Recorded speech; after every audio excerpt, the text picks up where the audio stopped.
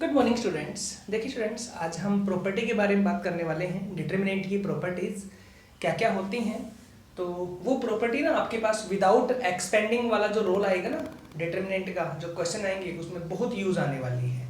ठीक है, तो मैं कुछ प्रॉपर्टीज़ आपके पास अभी डिफाइन करता हूँ। हमने प्रीवियस वीडियो में कुछ बातें आपको बताई थी, इंपॉर्टेंट बातें थी। Minor, cofactor, singular matrix, non singular matrix और एक्सपेंड करना। ठीक है, 2/2 और 3/3 को तो हमने कुछ बातें आपको बताई थी।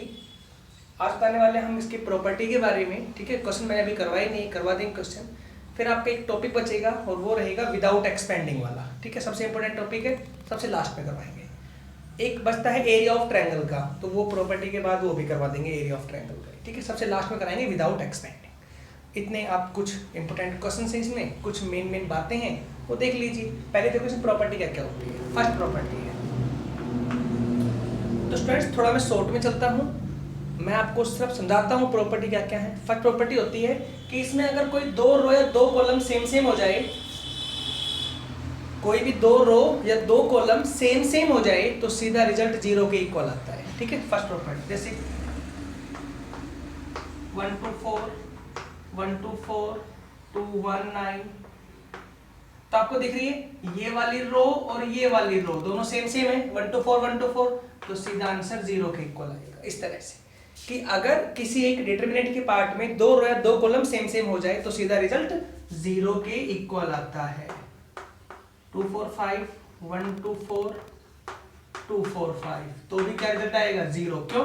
क्योंकि ये लाइन और ये लाइन क्या है, सेम सेम है। इस बार कॉलम सेम है, ऊपर वाली में रो सेम थी, तो इससे कोई फर्क नहीं पड़ता रो हो या कॉलम हो, लेकिन अगर दो रो या दो कॉलम सेम सेम मिलते हैं तो सीधा रिजल्ट 0 के इक्वल आता है। ठीक है, ये आपकी फर्स्ट प्रॉपर्टी है। सेकंड प्रॉपर्टी,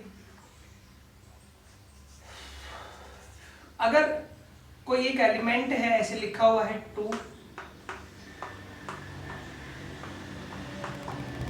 मान लीजिए मैंने 2 से अंदर मल्टीप्लाई करनी है इस डिटरमिनेंट के पार्ट को, 2 से डिटरमिनेंट में करनी है मल्टीप्लाई, तो स्टूडेंट्स केवल एक लाइन से मल्टीप्लाई होगी। लाइनें कितनी है? लाइनें 6 है, 3 तो रो 3 कॉलम, नाम हो गया R1 R2 R3 और C1 C2 C3। तो आपने 2 से मल्टीप्लाई करनी है बट किसी एक लाइन में, चाहे वो कोई भी लाइन, किसी एक लाइन में मल्टीप्लाई करनी है। क्लियर है? डिटरमिनेंट में होता है ये। अगर मैट्रिक्स होती तो ये 2 से मल्टीप्लाई हर एक पार्ट को होता, अगर मैट्रिक्स होती तो 2 से आप इसको भी इसको भी इसको भी सब करते मल्टीप्लाई, लेकिन ये डिटरमिनेंट है तो 2 से मल्टीप्लाई केवल एक लाइन में होगा, वो आपकी मर्जी पे किसी लाइन में कर दो। ठीक है, करें तो क्या आएगा? जैसे मैं फर्स्ट लाइन में कर रहा हूं तो ये हो गया 4 8 10। क्लियर है? और 1 2 3 0 5 9, ऐसे इसके बराबर ये रिजल्ट रहेगा। आप कहोगे देखने में बराबर नहीं दिख रहे हैं पार्ट, कि दोनों देखने में बराबर आपको नहीं दिखेंगे, लेकिन इस बराबर का मतलब है इसका और इसका आंसर सेम आएगा, मतलब ये हुआ। ठीक है, यहाँ पे क्लियर है केस? चलिए नेक्स्ट पार्ट डिफाइन करते हैं। थर्ड प्रॉपर्टी है, तो ये ध्यान रहेगा ना, किसी एक लाइन में जाएगा। अब वो जरूरी नहीं लाइन यही हो, आप ये लाइन पकड़ सकते थे, आप ये पकड़ सकते थे, आप इसमें भी कर सकते थे मल्टीप्लाई। क्लियर? थर्ड प्रॉपर्टी आ जाओ। डिटरमिनेंट के अंदर वैल्यू लिखी हुई है 2 4 6 1 2 3 1 5 9, मान लीजिए वैल्यू। तो जैसे डिटरमिनेंट में अंदर एक लाइन से होता है मल्टीप्लाई, वैसे ही जब कुछ कॉमन लेना हो तो किसी एक लाइन से ही कॉमन आएगा। कॉमन भी किसी एक लाइन से आता है, और अगर आप मल्टीप्लाई करते हो तो भी एक लाइन में ही करते हो। ये तो रूल हो गया मल्टीप्लाई वाला। तो अब कॉमन वाली बात है, तो आपको कॉमन दिख रहा है, इस पहली रो में कितना है? 2 कॉमन है, तो 2 कॉमन ले लो यहां से। 2 बाहर तो क्या आएगा? 1 2 3, फर्स्ट लाइन से कॉमन हुआ है, तो कॉमन आएगा ना तो भी एक लाइन से ही बाहर आएगा, वो सीधा बाहर लिख दिया जाएगा डिटरमिनेंट के अंदर। मैट्रिक्स में ऐसा नहीं होता है, मैट्रिक्स में सबसे कॉमन होना चाहिए और सबसे मल्टीप्लाई भी होती है। ठीक है, लेकिन डिटरमिनेंट में एक लाइन से कॉमन निकलता है। इसमें 2 कॉमन था, मैंने 2 कॉमन ले लिया, बचा 1 2 3, फिर क्या आएगा 1 2 3 और फिर क्या है 1 5 9। तो आप कह सकते हो इसका आंसर 0 आएगा। कैसे? कि ये दोनों लाइनें क्या है, सेम सेम है, 1 2 3 1 2 3। समझ आया? तो मल्टीप्लाई करनी हो तो एक लाइन में होगी, कॉमन निकलेगा तो एक लाइन से कॉमन आएगा, चाहे वो कुछ भी कॉमन आ जाए, लेकिन एक लाइन से कॉमन लेंगे। समझ आया स्टूडेंट्स? जैसे इसी पे एग्जांपल और देख लीजिए, 2 4 8 3 6 9 1 2 5, सपोज ये तो कैसे करेंगे, देखो ध्यान से आप। तो आपको दिख रहा है इस लाइन से कितना कॉमन है 2, इससे कितना कॉमन है 3, तो बाहर कितना हो गया, यहाँ से 2 कॉमन, यहाँ से 3 कॉमन, बाहर तो 6 आ गया मल्टीप्लाई में, 2 3 6, ठीक है। यहाँ से 2 कॉमन हो क्या आएगा 1 2 4, यहाँ से 3 कॉमन हो कितना आएगा 1 2 3, यहाँ से कुछ भी कॉमन नहीं है 1 2 5, हो गया। और भी कॉमन दिख रहा है मुझे, इस सेकंड कॉलम से 2 कॉमन दिख रहा है, कॉमन निकाल लो 2, तो बाहर आके 12 हो गया, इनटू में 1 1 1 1 1 1 4 3 5, और आप कह सकते हैं इसका आंसर क्या आ गया 0, क्योंकि 2 कॉलम क्या है सेम सेम। समझ आया कैसे बताया मैंने। तो ये प्रॉपर्टीज है जो हमारे विदाउट एक्सपेंडिंग में बहुत काम आती है प्रॉपर्टी है। जब क्वेश्चन आएगा ना विदाउट एक्सपेंडिंग का, तब इनका रोल आएगा प्रॉपर्टीज का, बताऊं कैसे होगा वो सब चीजें आपको, लेकिन अभी सिर्फ ये ध्यान दीजिए प्रॉपर्टी के बारे में जो बताया मैंने, ये आपको याद होनी चाहिए प्रॉपर्टी स्टूडेंट्स। और वैसे इतना कोई हार्ड भी नहीं है प्रॉपर्टी में। जैसे फोर्थ आ जाओ, डिटरमिनेंट में वैल्यू है 1 2, चलो ऐसे ले लो चलो 1 2 3 4 5 6 1 2 9, मान लीजिए कोई वैल्यू है डिटरमिनेंट में। अब मुझे ये वाली लाइन यहाँ शिफ्ट करनी है सेकंड पे, कौन सी लाइन, फर्स्ट वाली रो सेकंड रो पे शिफ्ट करनी है, ठीक है भाई। हमें लगता है कि ये रो अगर सेकंड पे होती तो हमारा आंसर मैच हो जाता, वो आपको दिखेगा क्वेश्चन करेंगे तब। तो फिर कैसे करूं, तो ये आप शिफ्ट कर सकते हो, फर्स्ट रो को सेकंड पे लिख सकते हो, सेकंड को फर्स्ट पे लिख दो, देखना फर्स्ट रो को सेकंड को फर्स्ट पे, तो 4 5 6 सेकंड वाले फर्स्ट पे हो गई, और ये हो गया 1 2 3 1 2 9, आगे माइनस साइन कर दो, बस आगे का साइन चेंज कर दो, कुछ नहीं। क्लियर है। डिटरमिनेंट में मैं रो को कॉलम को इंटरचेंज कर सकता हूं, लेकिन आगे का साइन चेंज करना पड़ेगा, ठीक है ना।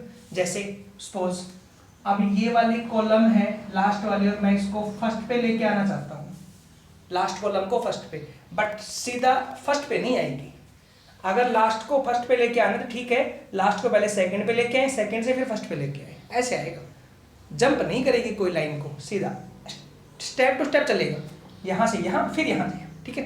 तो इसको लेकर यहाँ आना है, तो पहले मैं इसको यहाँ लेके आता हूँ, तो क्या आएगा स्टूडेंट्स, माइनस में 4 1 1, यह आएगा 6 3 9 5 2 2, आ गया।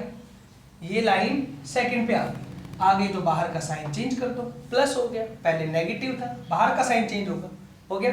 आगे चले, लेके मुझे कहाँ आना था, इसको लेके तो फर्स्ट पे आना था, अब फर्स्ट पे लेके आ जाओ, तो फर्स्ट पे क्या जाएगा 6 3 9 1 4 1 1 और 5 2 2, हो गया। ये यहाँ आ गई वैल्यू, फिर बाहर का फिर साइन चेंज, प्लस है तो माइनस हो गया, ये आंसर हो गया इस तरह से। मतलब आंसर नहीं, आप कहोगे कि फिर हमारा बेनिफिट क्या हुआ, ये तो हम लाइनें यूं ही इंटरचेंज कर रहे हैं, नहीं स्टूडेंट्स यूं ही नहीं है। क्या होगा, कई बार हमारा आंसर मैच होगा कि ये लाइन यहाँ से यहाँ होती तो आंसर मैच होता हमारा, वो मैं आपको कराऊँ विदाउट एक्सपेंडिंग के अंदर क्वेश्चनों को।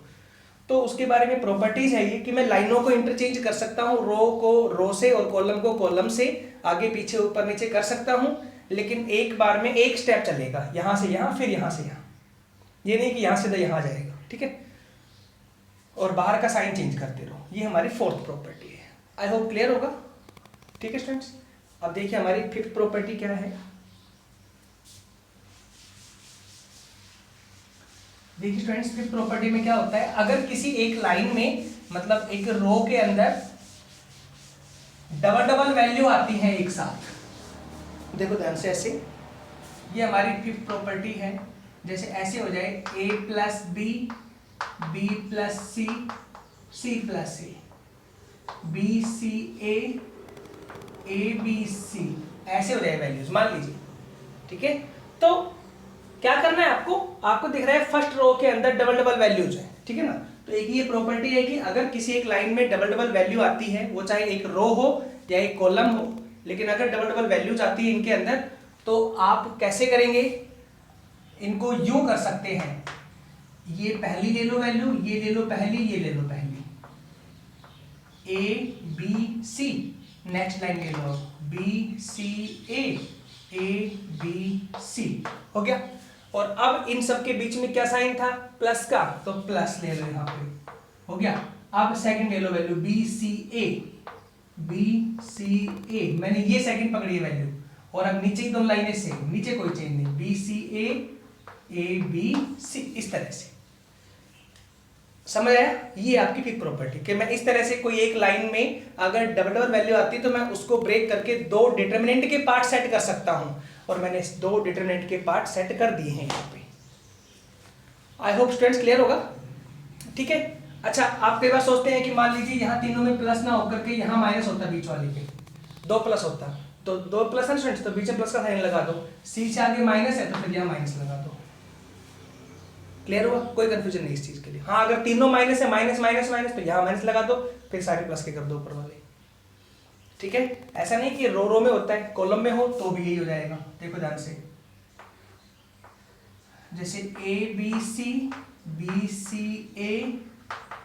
ए प्लस बी प्लस सी और सी प्लस ए, मान लीजिए लास्ट कॉलम है, तो क्या आएगा?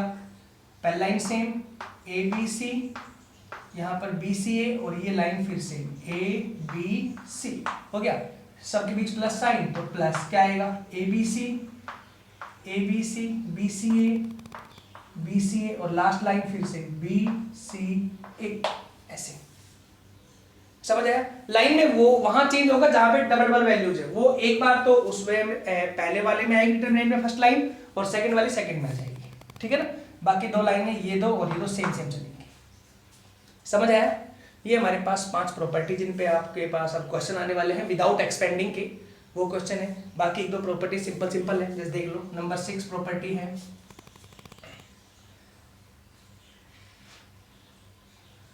अगर मैं determinant of A into B निकालूं, दिख रहा है, तो ये होता है determinant of A into determinant of B के इक्वल, कोई फर्क नहीं पड़ता, ऐसे। स्टूडेंट्स क्लियर है कि दोनों की वैल्यू अगर मैं ए इंटू बी का निकालूं डिटरमिनेंट, तो वो दोनों के अलग अलग डिटरमिनेंट के बराबर होता है, ठीक है ना। नंबर 7 है, अगर मैं k इंटू ए का डिटरमिनेंट निकालता हूँ, k कोई कांस्टेंट वैल्यू है, कोई मैट्रिक्स नहीं है, कांस्टेंट वैल्यू है, ये दोनों मैट्रिक्स थी अभी, तो ये वैल्यू सीधी बाहर यहाँ से k, और यहाँ पे डिटरमिनेंट ऑफ a हो जाएगा। ऐसे ही ना हम सोचते हैं कि ये मॉडुलस की वैल्यू है, k बाहर आएगा तो प्लस का हो जाएगा, ऐसा नहीं है। डिटरमिनेंट है तो ये ऐसे आएगा, k की पावर n बाहर आएगा। क्लियर है? अगर a से साथ कोई वैल्यू मल्टीप्लाई में है, k वगैरह कुछ कांस्टेंट वैल्यू लैम्बडा वगैरह हो, a वगैरह हो छोटा a, तो समझ लेना वो सीधा बाहर आ जाएगा, आ जाए कोई दिक्कत नहीं डिटरमिनेंट से, लेकिन वो k की पावर n के रूप में बाहर आएगा। n क्या है? n है उस मैट्रिक्स का ऑर्डर, ठीक है। हम एक बार सोचते हैं कि ऑर्डर तो यूं होता है रो इनटू कॉलम, हाँ, तो यहाँ पे क्या लगती है कंडीशन डिटरमिनेंट में कि स्क्वायर मैट्रिक्स होगी, तभी तो डिटरमिनेंट पॉसिबल है। जब स्क्वायर मैट्रिक्स होगी तो स्क्वायर मैट्रिक्स का ऑर्डर सेम सेम मिलेगा, या तो 2/2 या 3/3। हाँ, तो n यहाँ पे या तो 2 शो करेगा या 3, मतलब मान लीजिए ये मैट्रिक्स A 2/2 है तो n की वैल्यू 2 हो गई, अगर ये 3/3 है तो n की वैल्यू 3 होगी, बस इतना करना है। समझ आया जो बताया कि इस क्वेश्चन के अंदर?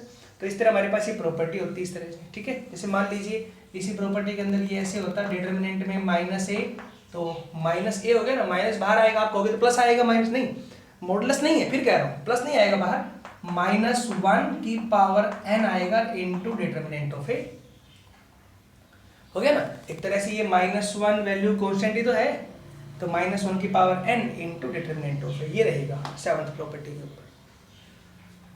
आई होप स्टूडेंट्स क्लियर होगा, ठीक है। ये हमारे पास कुछ प्रॉपर्टीज थी। अच्छा, एक दो कुछ और आएंगे प्रॉपर्टी, तो आपको आगे बता देंगे, कोई प्रॉब्लम नहीं है, ठीक है। बट अभी तो आएंगी प्रॉपर्टीज और भी, मैट्रिक्स जो आएगा अगला पार्ट आएगा मैट्रिक्स कॉन्टिन्यूड का, वहाँ भी आएंगी प्रॉपर्टी, तो इसके ऊपर वहाँ भी आपको लिखवाऊंगा प्रॉपर्टी क्या होती है। अभी तो जो बेसिक थी प्रॉपर्टी थी मैंने लिखवा दिया आपको, और अब याद करना है, अब इनको याद करना है और इन पर क्वेश्चन करने हैं, ठीक है स्टूडेंट्स। क्लियर है बातें? वैसे स्टूडेंट्स प्रॉपर्टीज तो और भी होती हैं, ऐसा नहीं है कि प्रॉपर्टी यही है, लेकिन चलिए फिलहाल के लिए इतनी याद कीजिए, बाद में बताएंगे, ठीक है। हाँ, लेकिन इतना है कि जो 5 थी ना प्रॉपर्टी, ये तो विदाउट एक्सपेंडिंग में यूज आने वाली प्रॉपर्टीज है, ठीक है। और जो लास्ट किया ना 6, 7 दो लिख पाएंगे, ये सिंपल प्रॉपर्टीज है, इनका कोई खास रूल नहीं है, ठीक है। बस आपको याद होनी चाहिए कि ये ऐसे होता है, ये ऐसे होता है, ये दो मैट्रिक्स मल्टीप्लाई में दोनों ऐसे हो जाएंगे, एक मैट्रिक्स और एक वैल्यू कॉन्स्टेंट तो ऐसे हो जाएंगे, ठीक है। अभी के लिए चलो नेक्स्ट अब क्वेश्चन शुरू करते हैं।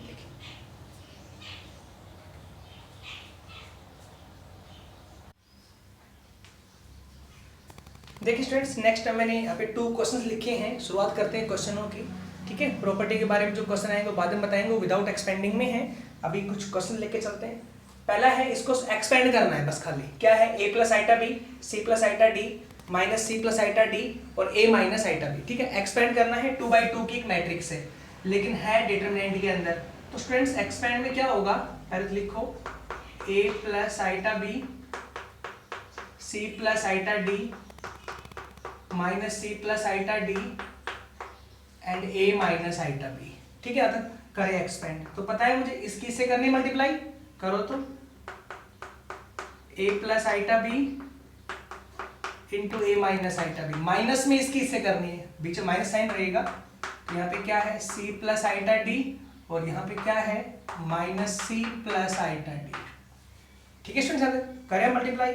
हाँ, तो a plus b, a minus b, a square minus b square. तो क्या हो जाएगा, a square minus iota square b square.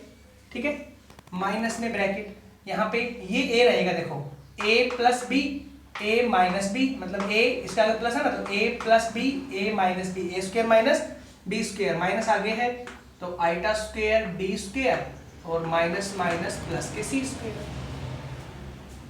भाई इसमें a ये है, b ये है, a ये है, b ये है, तो a square minus b square हो गया, a square minus b square, but आगे माइनस था तो ये माइनस करिए प्लस का।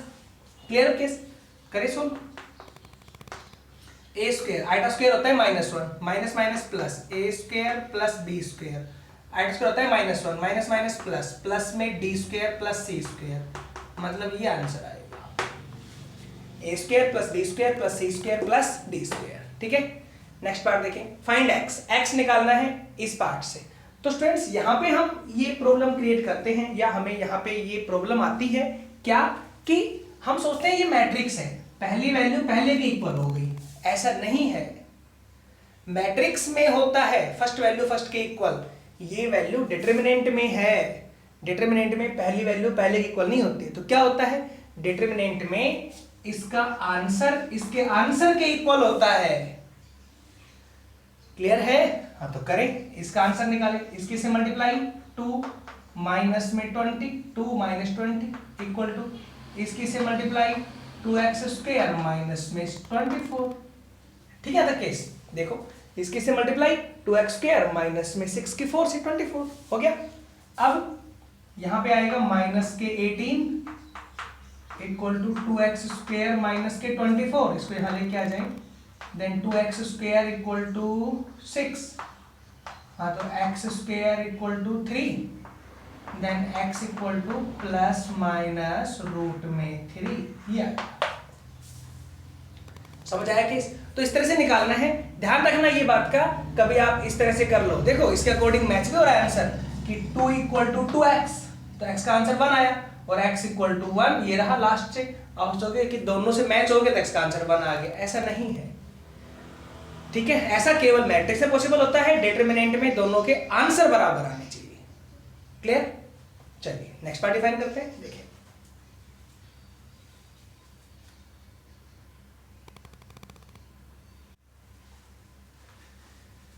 देखिए स्टूडेंट्स, मैंने यहाँ पे क्वेश्चन लिखा है। क्या क्वेश्चन है, 1abc 1bca 1ab। ठीक है, हमारे पास ये वैल्यू है 1cap। तो कैसे करना है, क्या करना है, पहले क्वेश्चन को सुन लो। इस क्वेश्चन में आपने माइनर और कोफैक्टर निकालने हैं फर्स्ट कॉलम के। क्वेश्चन में लिखा हुआ है कि find the minor and cofactor of first column, ये फर्स्ट कॉलम है, एंड इवेलुएट, और लास्ट में आंसर भी निकालना है। ठीक है, बात की बात है। तो पहले देखो आप फर्स्ट कॉलम के क्या आएंगे, माइनर और कोफैक्टर। तो स्टूडेंट्स माइनर कैसे निकलते हैं, M11। भाई हमने इसके निकालने हैं ना, जिसके निकालने हो, देखो हमें इसके निकालने हैं, कोई बात नहीं, वो ले लो। M11 पहला पार्ट क्या आएगा, तो ये लाइन छोड़ दो, ये लाइन छोड़ दो, इसकी से मल्टीप्लाई ये होगा ना, या चलो लिख दो एक बार, कोई बात नहीं। B C A C A B ये लिखा जाएगा। भाई M11 निकाल रहा हूं तो ये लाइन और ये लाइन छूटेगी माइनर के लिए। ठीक है, बचेगा लिए लिख दी मैंने। इसका आप सोल्व कर दो, इसकी से मल्टीप्लाई AB स्क्वायर, इसकी से मल्टीप्लाई माइनस में AC स्क्वायर, हो गया तक। ठीक है, नेक्स्ट आ जाओ, M21 ये निकालना है अब यहां से 21 पार्ट का। ठीक है, तो क्या आएगा 21 पार्ट में, ये लाइन छोड़ दो, ये लाइन छोड़ दो। क्लियर है, 21 में ये लाइन और ये लाइन छोड़ दो। हाँ, तो ABC CAB ये बचेगा। जो बचेगा वो लिखा है मैंने, इसको आप सोल्व करें तो क्या आएगा, इसकी से multiply a square b minus b c square, ठीक है। लास्ट आ जाओ M31, ये 31 पार्ट है, ये लाइन छोड़ दो, ये लाइन छोड़ दो, ए बी सी ये बचेगा ना, A B C B C, इस तरह से माइनर आएगा निकल के, ठीक है। तो क्या बनेगा यहाँ पे ए स्क्वायर सी माइनस में बी स्क्वायर सी, क्लियर। ये हमारे पास तीनों माइनर है। क्वेश्चन में यही पूछा है, जो पूछे सिर्फ वो निकालना होता है। क्वेश्चन में पूछा है कि minor of the first column, हाँ तो हमने फर्स्ट कॉलम के माइनर निकाल दी। अब आप इनके निकालिए कोफैक्टर इसी के, तो A11 क्या आ जाएगा, 1 + 1 2, इवन तो ऐसे कैसे, जो आंसर यही आएगा क्या, AB² माइनस AC², ठीक है। नेक्स्ट आ जाओ A21, 2 + 1 3, 3 मतलब ओड है तो ये साइन चेंज, तो क्या आएगा माइनस A²B और प्लस में BC², साइन चेंज होंगे तो दोनों के चेंज होंगे, ठीक है। लास्ट आ जाओ A31, ये 31 लास्ट है, तो क्या आएगा 3 + 1 4, 4 है तो कोई दिक्कत नहीं, इवन ही तो है। अब ये कहीं आएगा A²C माइनस B²C, क्लियर है केस। तो ऐसे माइनर निकलेंगे, ऐसे कोफैक्टर। ये तो बोले थे फर्स्ट कॉलम के, आपको निकालने हो सबके तब सबके निकाल सकते हैं, ठीक है। अब लास्ट में इवैल्यूएट करना है, ठीक है। इवैल्यूएट करें इसको नाउ, ये मान लीजिए डिटरमिनेंट ऑफ ए के इक्वल है वैल्यूज, मैंने सपोज कर लिया ऐसे ही, ठीक है। तो डिटरमिनेंट ऑफ ए क्या आ जाएगा, सोल्व करें तो एक्सपेंड कौन सी कर लो, फर्स्ट रो कर लेता हूं, ठीक है। जो भी आप करो, मन है आपका, किसी एक पे कर सकते हैं आप। तो मैंने फर्स्ट रो कर दिया, आप लिख दो नाउ एक्सपेंड R1, कि मैं R1 को एक्सपेंड कर रहा हूं, ये मेरे पास R1 लाइन है, ठीक है। तो स्टूडेंट्स क्या आएगा, अगर मैं R1 को एक्सपेंड करूंगा तो सोचो, तो मैंने कहा था पहला एलिमेंट 1 सेम ब्रैकेट, ठीक है। ये लाइन छोड़ दो और ये लाइन छोड़ दो, इसकी से मल्टीप्लाई क्या आ जाएगा AB² माइनस में इसकी से मल्टीप्लाई AC², हो गया ऐसे। फिर पहली वैल्यू प्लस में, सेकंड माइनस में करना, आपको शो नहीं करनी होती, खुद सोचना होता है। पहले प्लस में, सेकंड माइनस में, ये हो गया माइनस A इंटू, अब ये लाइन छोड़ दो, ये लाइन छोड़ दो, क्या बचा 1CA 1AB, हाँ तो 1 की AB से मल्टीप्लाई AB, CA की 1 से मल्टीप्लाई CA, ये हो गया ऐसे।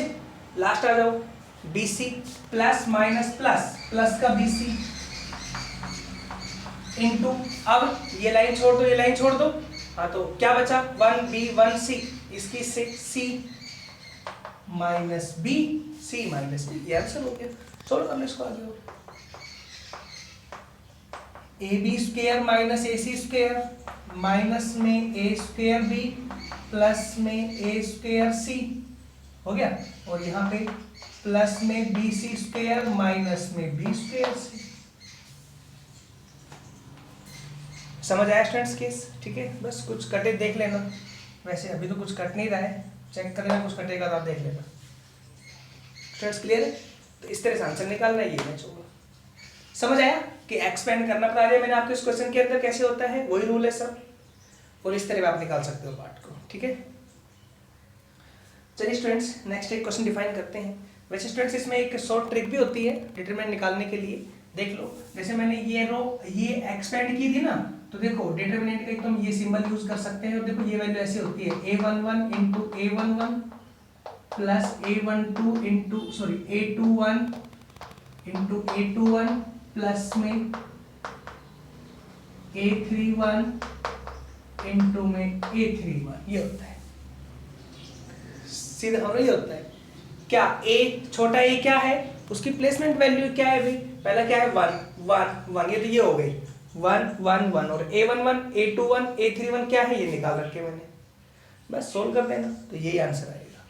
डिटरमिनेंट निकालने का ये तरीका भी होता है। इस तरह से मैं किसी भी एक कॉलम को पकड़ लूं, किसी भी कॉलम को, जरूरी नहीं कॉलम ही हो, आप रो पकड़ सकते हैं, किसी भी एक रो को पकड़ लो या किसी भी एक कॉलम को पकड़ लो, आप मर्जी आपकी, तो उसी कॉलम के कोफैक्टर निकाल लो और उन्हीं के वैल्यू से मल्टीप्लाई कर लो, ठीक है, प्लस में कर दो तो सही आंसर आएगा। क्लियर है से के स्टूडेंट्स? चलिए ध्यान रखें, ये वाली ट्रिक भी इससे भी निकाल सकते हैं, इससे भी निकाल सकते हैं, ठीक है ना। एक क्वेश्चन और देख लीजिए आप।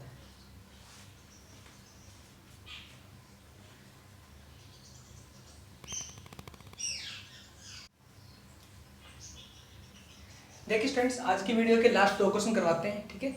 नेक्स्ट वीडियो के अंदर इसके कुछ क्वेश्चंस और देंगे, और जो आपकी एक और एक्सरसाइज है जिसमें एरिया ऑफ ट्रायंगल है वो बताएंगे आपको, ठीक है, नेक्स्ट वीडियो के अंदर। फिर लास्ट में आपका लेके चलेंगे विदाउट एक्सपेंडिंग वाले क्वेश्चन जो रह रहे हैं, ठीक है ना, वो सबसे लास्ट लेके चलेंगे।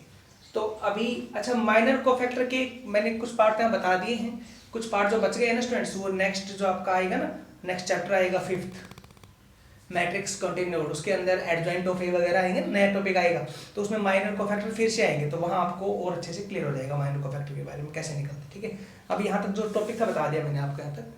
अब देखो क्या होगा, क्या बोला है पहला क्वेश्चन, इवेलुएट। ही आज के 2 क्वेश्चन लास्ट है स्टूडेंट्स, ये इवेलुएट, इनको आपने इवेलुएट करना है, सोल्व करना, मतलब खाली एक्सपेंड करना है, करे तो एक्सपेंड। तो बोलो कौन सी रो एक्सपेंड करूँ जो इजी रहे, तो मेरे ख्याल से लास्ट इजी रहेगी, है ना। लास्ट में एक तो बीच में 0 आ रहा है और बाकी 2 1 1 आ रहे हैं, तो सिंपल रहेगा केस, और थोड़ा सा डिफरेंट भी हो जाएगा कि आपको लास्ट समझ में आएगा कैसे होगा। तो देखो क्या लिखोगे, एक्सपेंड, ऐसे लिखा करो, मैं किससे कर रहा हूँ, R3 से कर रहा हूँ, ठीक है ना। R3 में हाँ, तो पहली वैल्यू 1, पर ये प्लस माइनस चेक करना है, यहाँ से लो plus minus plus minus plus minus plus आएगा, हाँ तो 1 इंटू ये लाइन और ये लाइन छोड़ दो, ठीक है। इसकी से मल्टीप्लाई tan थीटा, सीधा कर रहा हूँ मैं भाई, ये लाइन और ये लाइन छूट गई, बचा 1 second theta minus second theta tan theta, इसके से मल्टीप्लाई tan थीटा, इसके से minus second square theta, but minus आपने करना है तो प्लस के सेकंड स्क्वायर थीटा हो गया, ठीक है। नेक्स्ट आ जाओ, ये 0, तो देखो ये माइनस का 0 रहेगा भाई, पहला प्लस का, सेकंड माइनस, फिर थर्ड प्लस का। अब अंदर चाहे कुछ भी आए सोल्व होके सब 0 ही होना है, तो मैं लिखा ही नहीं, ठीक है। लास्ट आ जाओ, प्लस का 1 इंटू ये लाइन छोड़ दो, इसकी से मल्टीप्लाई 0 और इसकी से मल्टीप्लाई माइनस के tan थीटा। तो स्टूडेंट्स ओवरऑल क्या बचा यहाँ पे, tan थीटा प्लस में सेकंड स्क्वायर थीटा, ठीक है। ये सब खत्म, ये खत्म, इसकी से तो माइनस के tan थीटा, tan थीटा से tan theta cancel, then result आएगा सेकंड स्क्वायर थीटा।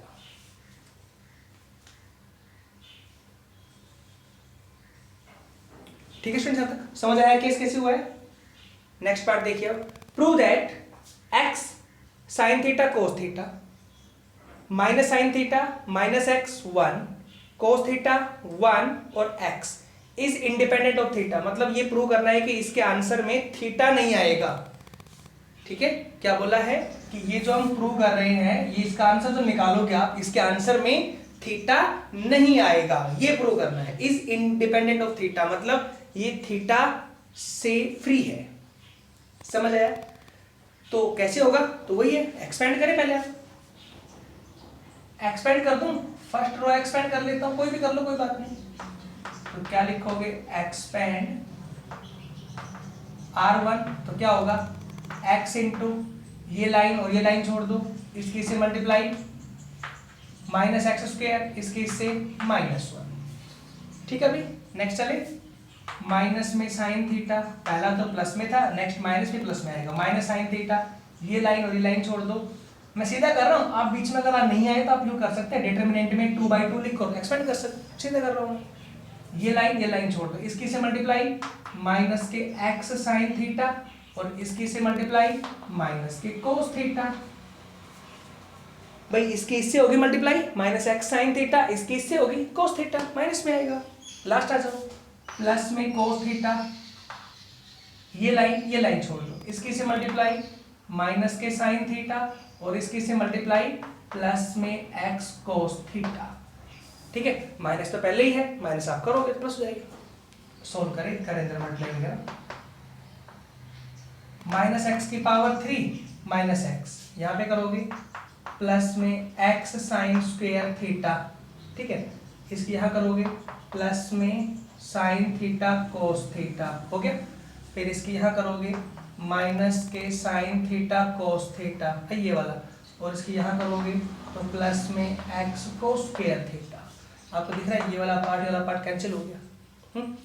आपको तो थीटा गायब करना है, मतलब आपके लिए तो क्वेश्चन में थीटा होना ही नहीं चाहिए बस। तो वो कैसे नहीं होगा, इन दोनों टर्म से x कॉमन ले लो, यहाँ पर -x⁻³ माइनस x और इन दोनों से प्लस x कॉमन लिया तो वैल्यू आएगी यहाँ पे sin² थीटा प्लस में cos² थीटा। ठीक है, ये कितना हुआ 1। तो वैल्यू क्या आई ओवरऑल, नीचे देख लो चलो, -x⁻³ माइनस x प्लस के x, क्योंकि ये 1 हो गया, x कैंसिल हो गया तो क्या आंसर आएगा -x⁻³ तो लास्ट में लिख दें is independent of theta hence proved कि ये जो आंसर आया है इसमें थीटा नहीं है हमारे पास। ठीक है, इस तरह से प्रूव करना। तो क्लियर हुआ। चलिए स्टूडेंट्स, कुछ पार्ट रह गए हैं वो नेक्स्ट वीडियो में डिफाइन कर देंगे इसके। ठीक है, तो बस नेक्स्ट में डिफाइन करते हैं अब तो। थैंक्स।